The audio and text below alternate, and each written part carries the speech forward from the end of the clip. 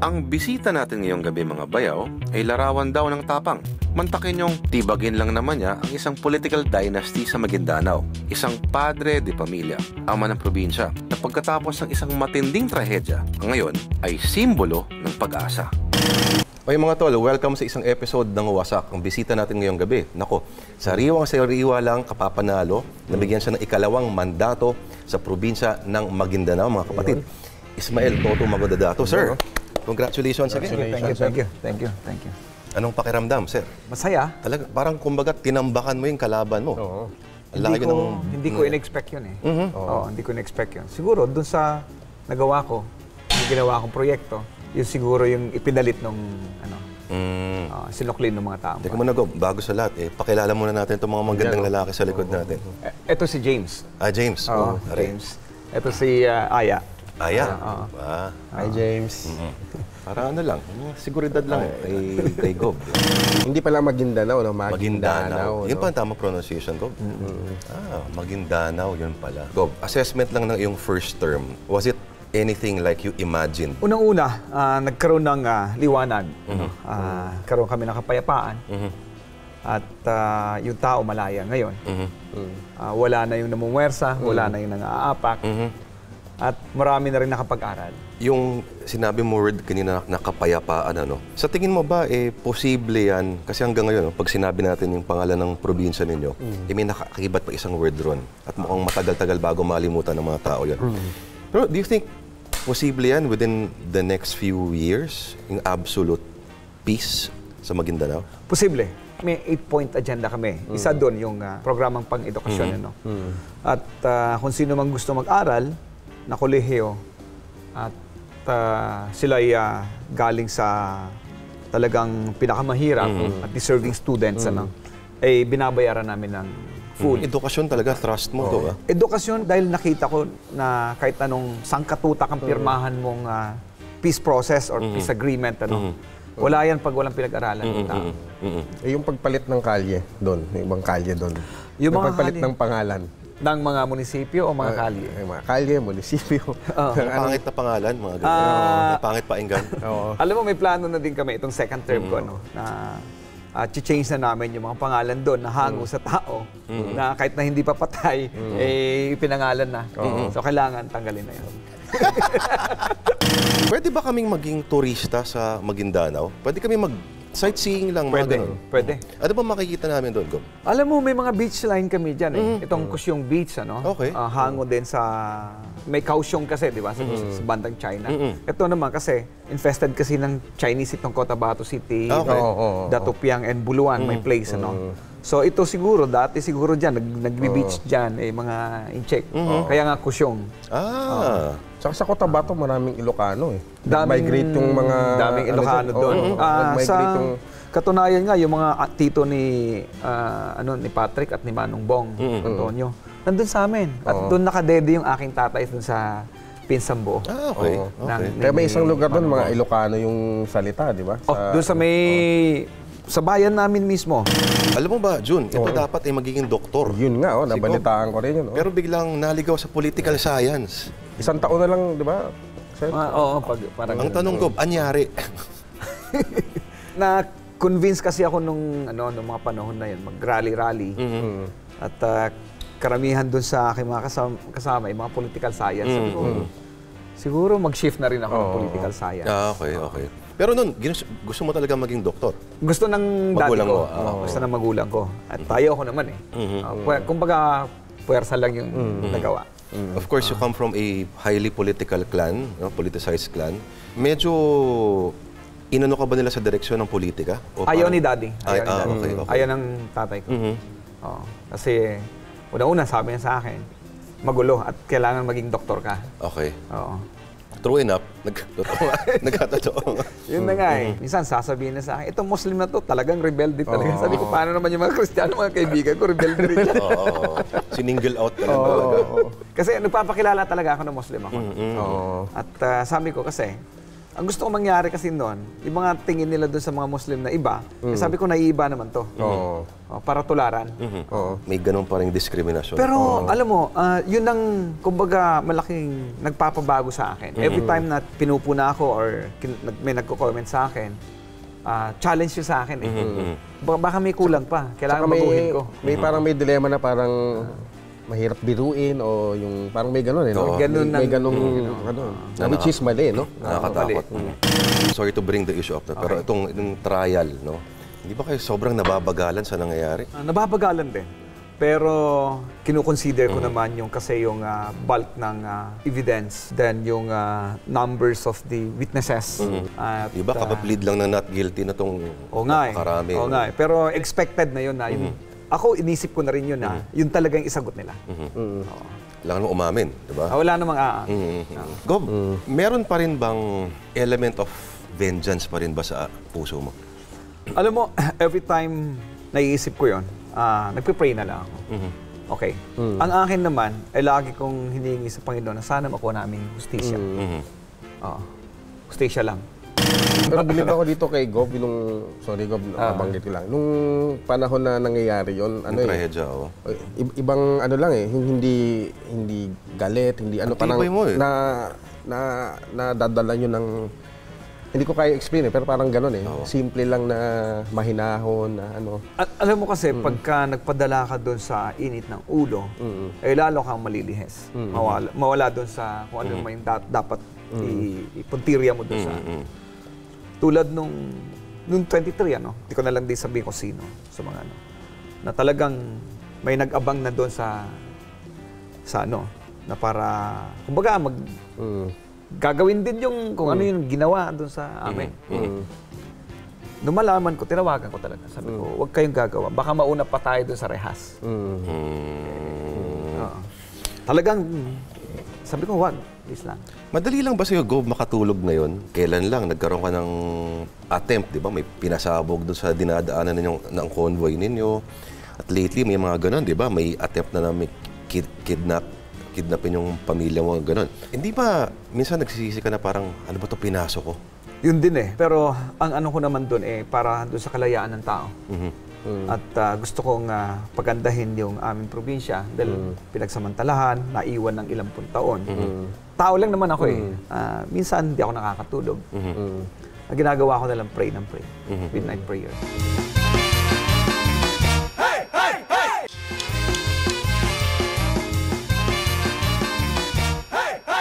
Nag-aral ka ng Polsci at halos lahat ng mga stages ng politika dinaanan mo. Naging provincial board member ka, naging mayor ka, tapos nag-vice ka, tapos governor. Itutuloy-tuloy mo ba to? Itutuloy ko yan. Dahil kasi gusto ko nga, sa amin kasi, marinig mo lang, Maguindanao ay haven ng kidnapping, cheating capital of the Philippines, corrupt, ganon. Sabi ko, pwede naman siguro mag-change ang imahe. Tulad nung binansagan kaming cheating capital of the Philippines, nung naisip-isip ko yun, nag-file ako ng nullification or deletion of all registrations in our province. Voting registration. So, nung kinausap ko si Pangulo, okay naman siya. Kasi maganda naman yung hangarin. Ang magandang nangyari doon, sa halip na Maguindanao lang, magkakaroon ng deletion of registration record. Buong ARM. Buong ARM. So, ako yung nag-file ng petition na yun. Parang start from scratch kayo? Panibagong... At ako'y masaya dahil totoong boto na. Okay. Totoong boto na. Ano mas malala? Maguindanao o Lanao del Sur pagdating sa cheating? Sa Lanao kasi, yung nag-landslide, di ba? Ang sa Lanao kasi, makita mo, awayan. Di ba, nag-aaway-away yung nakukuha ng television, ng video. Ibig sabihin, meron pang botohan. Doon sa amin, walang awayan, paglabas, malinis na malinis. Di ba? Ibig sabihin, kontrolado ng isang tao lang. Mas ninja. Grabe, Gob, no? Parang, lalo sa Maguindanao, pamilya ang nagtatakbuhan laban sa isa't isa. Gano'n ba kahirap yung gano'n, Gob? Kung maganda naman yung patakbo mo, maganda naman yung serbisyo mo sa publiko, sa tao, sigurado mananalo ka. Wala na kasing persaan wala nang baril eh. Noon kasi, yung panahon nung dating administrasyon, hindi pwedeng magpasyal o maglakad ng hindi sangkatutak yung ano. Kumbaga, nandyan yung zero IB, yung walang IB na. Akala mo sundalo talaga, naka-uniforme. Na kumbaga, isip-isipin mo, napakalaking insulto yun sa ating sandataan. Naka-uniforme ng pulis na hindi naman siya pulis. Yun yung mga PAGs ko tawagin, private armed groups. Sa ngayon, wala ka na makita sa Wala na rin yung may kahoy na baril? Wala na rin yan. Wala na rin. Wala na rin, pero kasi yung nakaraang administrasyon, talagang totoong baril. Oo, ang dami nilang baril. At ayoko ngayon yung mangyari. Lagi ko sinasabi sa mga mayor, sa mga ibang leaders na huwag kayong mag-escort ng hindi totoong sundalo, ng hindi totoong pulis. Pero mag-escort kayo, kunan nyo ng papeles. Magpaalam kayo sa boss nila. Kasi binibigyan mo sila ng kapangyarihan din. Itong mga taong wala namang dapat na business. Saka minsan, sila pa yung abusado kaysa sa pulis. Hindi ka ba nahihirapan ko sa dynamics? Kunyari, noong una kang naluklok, siyempre, yung iba-iba mga mayor dyan, I'm sure, may holdover pa rin from the previous administration. Paano yung naging dynamics ninyo, yung relasyon ninyo ng mga... Lagi ko sinasabi sa kanila, ako'y nandito para utusan nyo. Hindi ako narito para ako'y mag-utos sa inyo. Kaya siya tinatawag na public service. Pero Gob, dumating ka ba sa stage na naintindihan mo kung bakit nakakalasing ang kapangyarihan? Kung bakit nangyari ito doon sa dating pamilya? Bumisita ako sa isang lugar na lahat halos nakakita sila ng napakataas. Na, parang Diyos, no? Parang dinidiyos ka. Sabi ko, ayoko to eh. Sabi ko, ayoko to. Ganito yung nangyari noon. Na tameme lahat. Ikaw ang nagsasalita, walang humihindi, oo lahat, kahit na mali. Sabi ko, ganito pala. Oo. Nangyari din sa akin yan, Gob, eh. Oo. Yun, hindi pa sikat. Gob, anong typical day sa inyo? How do you spend the day? Anong oras ka gumigising? Ay, madaling araw akong gumigising kasi siyempre mag-early dawn prayer. At saka yung mga taga-radyo, madaling araw tumatawag yung mga yan. Oo, mangungulit sila. Mangungulit yung mga... Cheers muna tayo, mga ganon. Kape lang to ininom namin, ha? Kape lang to. 3-in-1 to. Ilang taon na po kayo nabalo? 2009, 23. November 23. 3, no? 3. Mahigit 3. Hindi ba maano ulit yung puso nyo ngayon? Lalaki naman tayo. Ayun, no? Napanood nyo na po ba yung Dama de Noche? Hindi ko pa namin. Hindi pa napanood. Ang galing po ni doon eh. Ines Veneracion. Hindi, friend kami ni Ines. Friend kami. Magaling siya doon sa Dama de Noche. Dama de Noche, di ba? Tama ba? Sige, banatan mo na.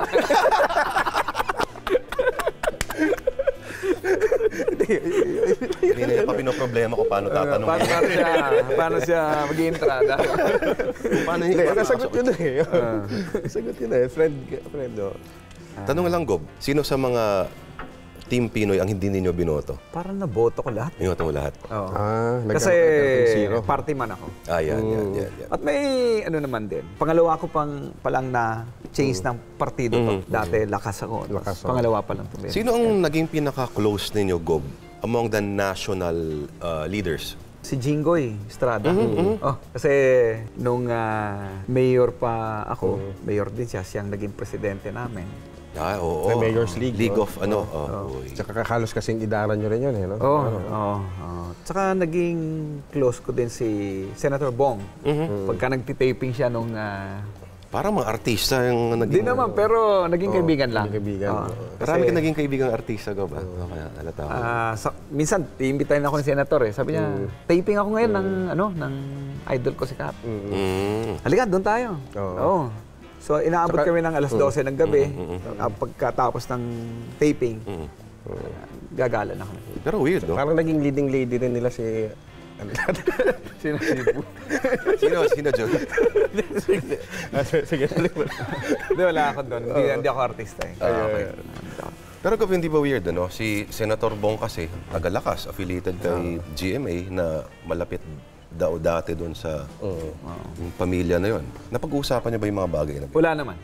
Kasi mayor ako that time eh. Okay. Pero wala kayong pinag-usapang politics. Ano yung masarap kainin sa Maguindanao? Masarap kainin sa Maguindanao? Pastil, di ba? Pastil at saka yung buro. Yung pastil, tol, di ba sa atin sa Bisaya meron tayong, ano tawag doon? Pastilan. Pastil na Bisaya yun. Hindi yung kanin na, kanin na may, chicken flakes. Okay. Chicken flakes. Parang ano din siya, puso.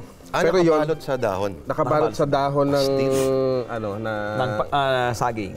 saging, tapos sa loob nun, kanin, na parang medyo malagkit pa yung kanin. Hindi naman medyo plain lang. malagkit na Tapos may chicken flakes. Chicken flakes.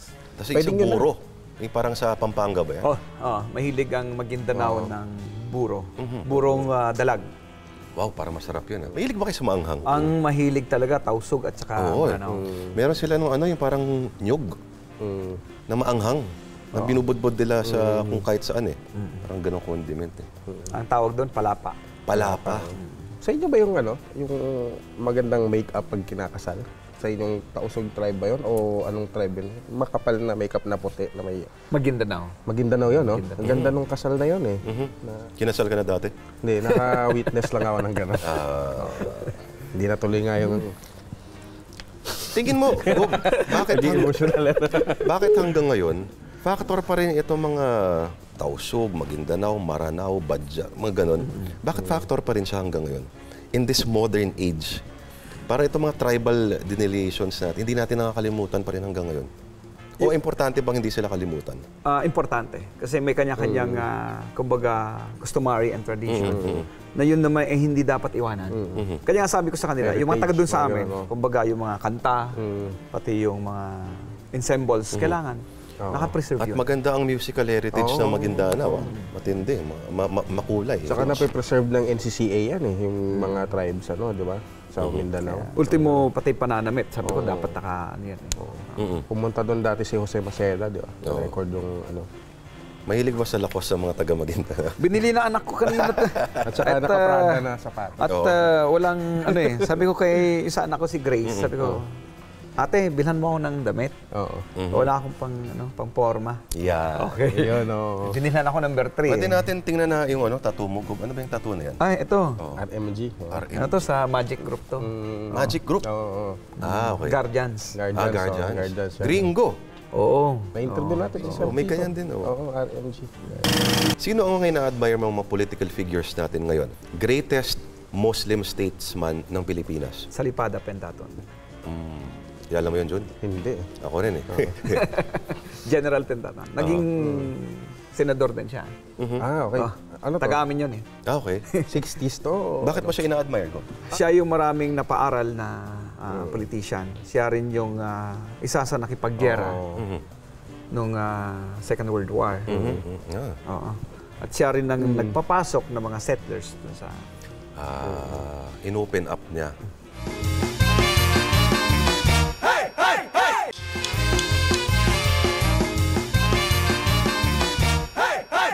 May SM na ba sa Maguindanao? Save more, kahit mga save more. Merong SM sa amin, Sultan Mastura. Jollibee, may Jollibee na sa Maguindanao. Jollibee, sa Cotabato City meron na. So, ilang oras ang biyahe nun? Cotabato City kasi na sandwich ng Maguindanao. Okay, itong Cotabato, bahagi siya ng Cotabato dati. Component, At sa congressional election, kasali sila. Sa Maguindanao. Okay. Ang weird nun. Kasi naging parang island Caloocan. to Yung isang malaking sa Caloocan. Ang galing. Ganda doon, Tol. Pag mo ng bridge, Maguindanao na yan, dito, sa southern part, 2nd District. Pag tawid mo sa isang bridge naman, 1st District ng Maguindanao. Saan mo feeling mas safe ka? Sa Maguindanao o sa Maynila? Safe naman ako lahat Dahil kay James. Hanggang Maynila ba, Gov, nakakaramdam ka rin ng threats? Oo naman. Kasi, siyempre, yung kalaban ko napaka-influential, maraming pera. Tsaka ang galing nila, nalalaman nila yung number, di ba? Kasi magte-text sila, di ba? Paano nila nalalaman yun, di ba? May mga gano'n ka nakukuha, yung mga threats? Ang number ko kasi, public, okay. Kahit sinong humingi ng numero ko, binibigyan ko. May nag-text ba sa'yo ng hingi ng load? Marami. Nagpapabili ng motor. Meron. Meron na ako nakano dyan Meron, kasi ini-store ko yun nasa folders ko yun. Okay. Yung mga kasi ang ko, pagka meron ako, bibigyan ko. Nanghingi ng ganito. Video okay ka na ba? Hindi naman mga chicks yan, Gov. Alam mo kasi, halo-halo na. Hindi, mag-isinungaling ako pag hindi ko sinungaling. Ito mahilig na magbigay ng load. Sa mga lalaki. Pa-load naman. Pa-load naman. Gob, mukhang fit kayo. May ano ba kayo? Nag-workout ba kayo? Paminsan-minsan. Oo. Tumigil na ngayon, ulit kayo sa... Tumigil na rin ako nung 2010, nasa abroad ako nun. Kailan kayo huling nagbakasyon, Gob? Wala pa naging isang taon. Wala pa naging isang taon. Kasama rin ba sila pag nagbabakasyon ka? Hindi. Yung mga anak ko kasama ko. Nakasalubong ko sila sa airport dati. Ang dami nila eh. Gulat ako, tumabi ako. Saan yun? Dito sa... sa Terminal 2. Baka hearing yun. Kasama ko siguro yung mga victims. Baka. Ay, hindi. Sila lang. Kita ko. Ito lang. Sa lalaki nila, tumabi ako eh. Ikaw ba ay handa ng pumanaw anytime soon? Do you think okay ka na? Alam mo, lagi kong iniisip yun eh. At kung kailanman ako'y kunin ng Panginoon, ready ako. Ano yung gusto mong nasusulat sa tombstone mo? Freedom. Kalayaan, no? Kalayaan lang. Ano po bang kalayaan sa Maguindanao? Baya-baya. Baya-baya. Ganda nun. Parang prutas. Why, no? Kunyari, papanaw ka na. Ano yung gusto mong huling hapunan mo? Papaya. Bakit? Malambot yan eh. Para Paborito ko papaya. ganun. Ay, saka, kung alam mo mamamatay ka, mahirapan ka na lumulok siguro. Kaya tuloy-tuloy na yung Papaya lang, okay na sa akin. diretso lulok kayo. Paborito ng mga pari yung papaya. Ayun, oo. Sa inyo, maraming marang, di ba? Maraming marang, maraming durian. Yan. Alright. Gob, maraming salamat. Maraming salamat. Kapatid. Saya lang. Ito Magudadatu, Maguindanao Governor, second term. Sarap na Congrats, Gob. kwentuhan ni Gob. Thank you. Ano lang, Thank you. Hindi na yung ano eh. ganun pala yun, no? Sa inyo. Nawala sa kultura natin yan, Gob, eh. Alam mo kasi, pag ginanon mo, talaga tanggap mo siya. Pero ginagamit pa rin yan ng mga mason na tao. Mason ka ba? Okay.